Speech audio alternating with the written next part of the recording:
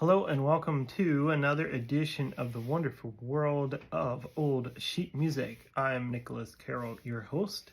Today I have saved Spring's Approach by Ernest R. Kruger for today because it's the first day of spring here in 2023.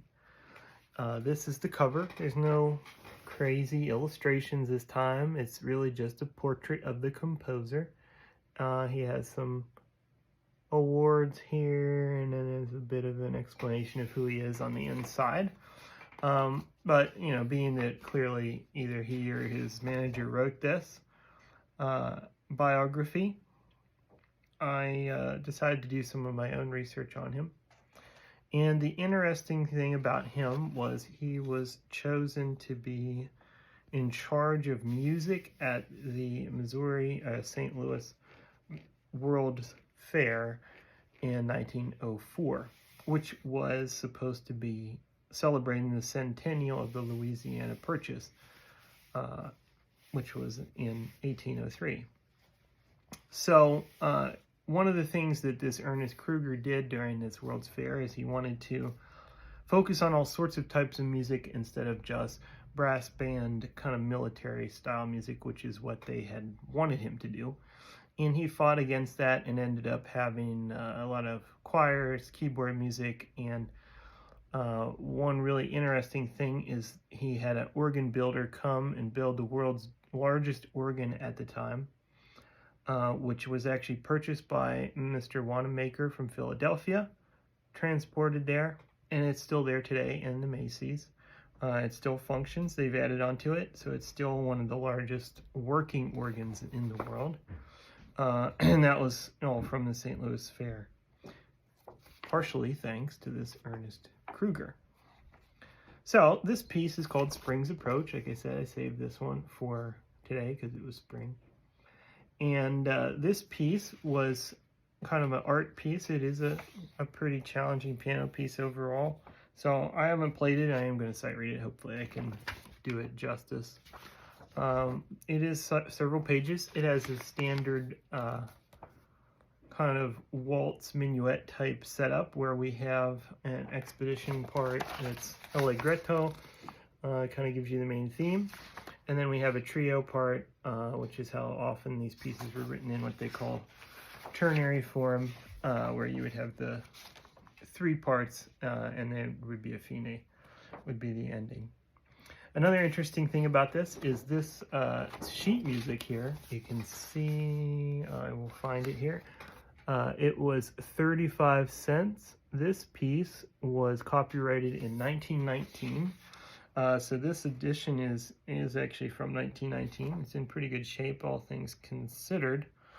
But 35 cents, if you do the math with the inflation, which I did, this would have cost about $7 today, which for a 3-page piece, I can tell you that no one would buy that for $7. So it shows you, it sounds cheap to us, but in reality, that is a lot more than you could charge today for sheet music, which is, tells you the era they lived in, that more people played piano and valued buying sheet music. The other thing interesting is there is actually a quiz at the end of this sheet music for a teacher to use with their piano student. You have to be more of an advanced student to play this, but the funny thing is they're all questions about the composer's life, when was he born, such and such. So kind of like, okay, clearly they were hoping he'd become famous and you were supposed to memorize his birth date and such as if he was Beethoven. But anyway, I think it probably is a pretty nice piece just by looking at it. So I don't mean to sound like I'm bashing him. I just think that's kind of amusing. So this is Spring's Approach by Ernest Kruger.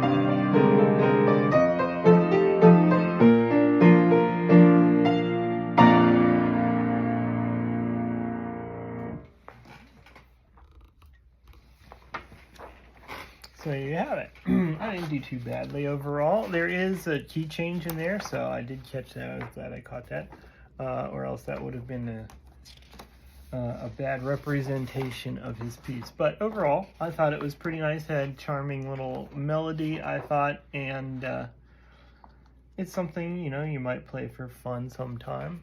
You know, I think it would make a nice recital piece for a more advanced student.